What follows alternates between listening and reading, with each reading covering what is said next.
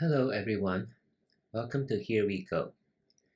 In this lesson, let's talk about the double Atari. As you can see in this pattern, I've marked two white stones, and the goal is for black to capture one of them.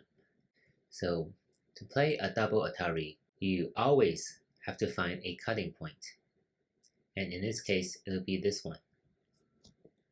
So now, black has achieved a double Atari. If white tries to save this one by playing here, then black can capture this stone right here. And vice versa. If white tries to save this one, then black will capture the other one.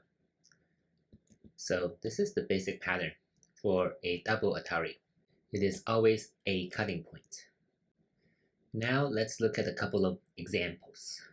I'm not marking which stones to capture, because if I mark it, these will be too easy. So please pause the video for a little bit and see if you can find the cutting point that forms a double Atari. So let's begin on the upper left. It is black to play, and the cutting point is right here. It is an Atari on these two white stones and these three white stones at the same time. So if white connects, black can capture.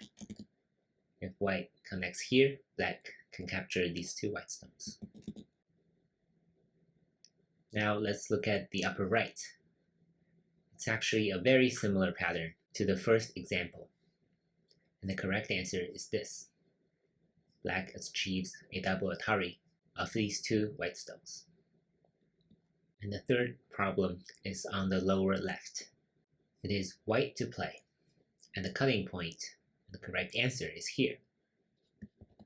It achieves double Atari on these two black stones and these two black stones at the same time. So double Atari is a pretty simple pattern, easy to learn, easy to understand, because it's always a cutting point that simultaneously achieves Atari on two groups of your opponent's stones. Thank you for watching.